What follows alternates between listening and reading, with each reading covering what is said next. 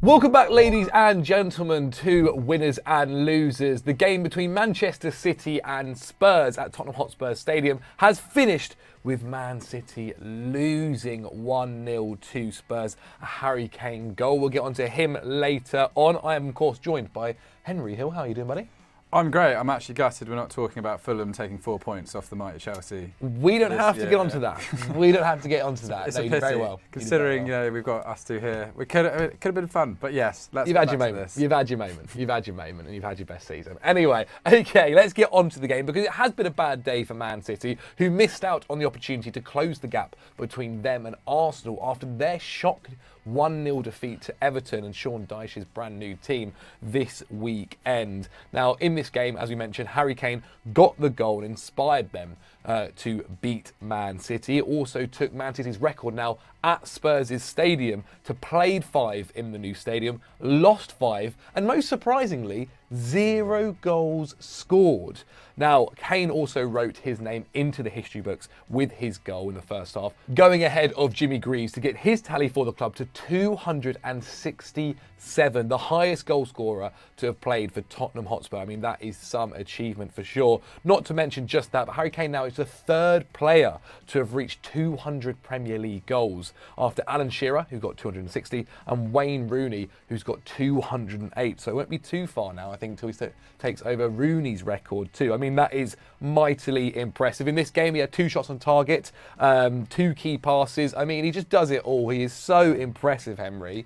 What do you think for his future in the summer's going to be? Because there's a lot of talk at the moment, possibly about a Manchester United move, a possible Bayern Munich move, or staying at Spurs. If you were Harry, what would you do? I think he does want that Premier League record. It looks as if he's got his heart set on that. I think, Bayern Munich have already come out and said that it'd be difficult for them to make that move work. Although they do have an option on 70 million to buy Cancelo. Mm-hmm. Should they execute that? I don't know. He's 28 years old or whatever. But yeah, if I was Kane, I'd be looking at going to a side that could just win trophies. I think he's done enough at Spurs now, as you said, record scorer, and he was so impressive in this match, wasn't he? It wasn't just his finish, clinical, good work from Højbjerg to steal the ball and set him through, but it's just the way he was holding up the ball, knocking passes left, right, and centre, and just sort of releasing Spurs. And what was actually a lot better game than we anticipated, wasn't it? It was much better than we thought. But yeah, if I was Kane, I don't think he owes Spurs anything anymore. And I think if United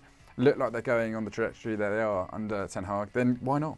It's funny because especially the way he's playing his football now, it's almost like he's actually perfect for that Man City system. Because yes, let's get on to Man City. Obviously, with the way this title of the video is, we are talking about Pep Guardiola and his interesting decisions. Now look, me and Henry can't sit here and say we know more than Pep Guardiola. Wow. The guy has had an incredible career. He is one of the geniuses of football and will go down in history for that, to be one of the best managers of all time. However, his selection for this game was very interesting. He dropped Ruben Diaz and Aymeric Laporte and went for a defence of Rico Lewis at left-back, having already, we mentioned earlier, letting Cancelo leave on loan to Bayern Munich, Kyle Walker at right-back, and the centre-backs of Akanji and Nathan Ake. Why do you think he's doing this? I mean, it's not the first time we've seen him make these decisions. Champions League final against Chelsea, he dropped Fernandinho, didn't play a Diaz necessarily. Spurs, in the previous game this season, a couple of weeks ago, did the same kind of thing, dropping Kevin De Bruyne, obviously today as well. What's going on in that Spaniard's head? I can't figure out the decisions to drop De Bruyne more than any. I appreciate that De Bruyne has played, I was looking, only Edison and Rodri have played more minutes in the league, so you can't play every game. Yeah. I mean, you've got to be. We've seen Varane come out and talk about how many minutes that these players are doing and how much it's affecting them all. So yeah, I mean, but I think it was I think he's misjudged the strength of that Tottenham midfield really, because I think he thought that maybe Silva and Rodri would be enough to combat Højbjerg and Bentancur, which wasn't the case, because Højbjerg had a brilliant game, didn't he? Sort of grafting in the middle, and they really sort of shut down the two creators. And De Bruyne is that guy who can unlock the defence. I mean, he came on a bit too little, too late, didn't he? I mean, Haaland, that's one of the worst performances I've seen since he's come to England. I don't think he had a single shot on target. Just really poor in general. The only chance really City made, which looked like it was going in, was that Mahrez shot that struck the bar. I thought Emerson Royale had an amazing game at right back, didn't he? Sort of keeping Jack Grealish quiet. I think 8 out of 12 ground duels wins. Wow. Only got dribble past one, 6 clearances. Yeah, Emerson really stepping up in the light of Pedro Porro coming there. But yeah, I think they did need De Bruyne. I think Guardiola gambled on this being a game where he could rest some players. Well, why does he do it? Because as we mentioned before, in the Champions League final, he dropped the DM. Which is in a scenario like that you'd never kind of expect. I mean, obviously it's hard to have the answers here. He's the only person that's ever going to know. But it's not the first time we've sat after a Man City game and gone, why did Pep make that really weird decision? He keeps doing it time and time again. You think, oh, he'd learn from it. I mean, obviously people at home know Kieran Carlin, and I've always every time he does something like this, Kieran's like, well, we're screwed. It's gone wrong. Yeah. He's done it again. All I can say is I think the Cancelo situation showed that it's not all sunshine and roses in the City squad. These are elite world-class players that all think that they should be playing all the time. And to have Diaz and Laporte on the bench is almost mind-boggling when you consider how good those centre-halves are. Diaz arguably the best centre-half last year, Laporte the year before. I get that Nathan Ake's an honest player. Akanji's actually been pretty good since he's come in. But still, I sometimes wonder if he's just...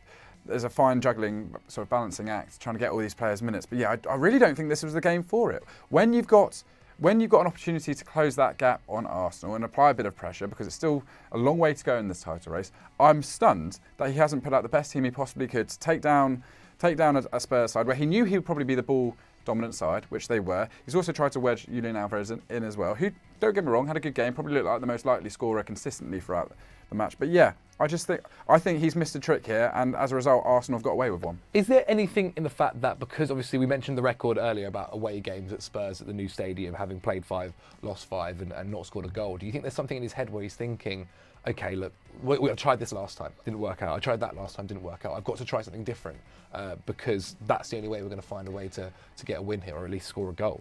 It's never as if they've been blown away. Even in this game, okay, they got Spurs actually probably deserved winners across the board, outdid them for XG too, but it's not as if they were blown away in this match. They almost could have got something. There were moments where Grealish, who I thought was good again, getting in behind there.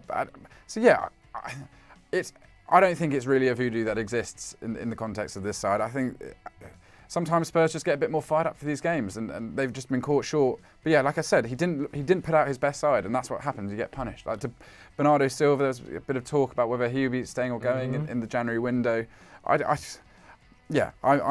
slightly disappointed with Pep, and the changes didn't make much difference either. Well, look, you mentioned earlier Arsenal kind of getting away with one after their loss to Everton. How do you feel then the rest of this season's going to go? Obviously, there's still a decent amount of time left. They've obviously got to play each other as well, Arsenal and City. How do you think it's going to play out here? Will Pep be trying these things again? It wouldn't shock me if he does some crazy thing in the Arsenal game and drops a certain player too. Yeah, no, I know what you mean. I actually think I think Arsenal, although they did lose to Everton, but I still think Sean Dyche had them raring to go for that one. I still think it's Arsenal's. I also think United could be a genuine late runner in this race here too. But yeah, you can't. City are always the ones that you think, at the end of the day, they're the ones that are going to probably stabilise the ship first and get it done, because they've just got so many world-class players that have been here, done it week in, week out. And, Haaland had a bad game today, but I wouldn't be surprised if next week he pops up with a hat-trick, knowing him. So you think City will win the league?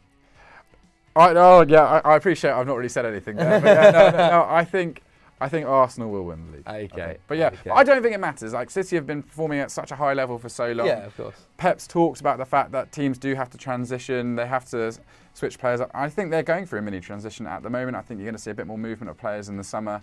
You've got to keep things fresh. You've got to keep the ideas. And he always has. Revolving. They always have. Yeah, and you've got to make brave decisions, and maybe he's going to axe players that maybe we didn't see coming. So yeah, I would, like you said at the start, trust in Pep. Trust in Pep. Trust in Pep. There you have it, guys. Let me know what you guys thought of the game between Tottenham Hotspur and Manchester City. Fair play to Antonio Conte, masterminding that from behind the scenes. Hopefully he is getting better day by day. Also, let us know what you think of Pep making these crazy decisions. Why does he do it? Get in the comments below. We'll have another video going out tomorrow and possibly later as well, so check them out. If you're not already subscribed to Football Day, then click that big red button and like the video. We'll see you very soon.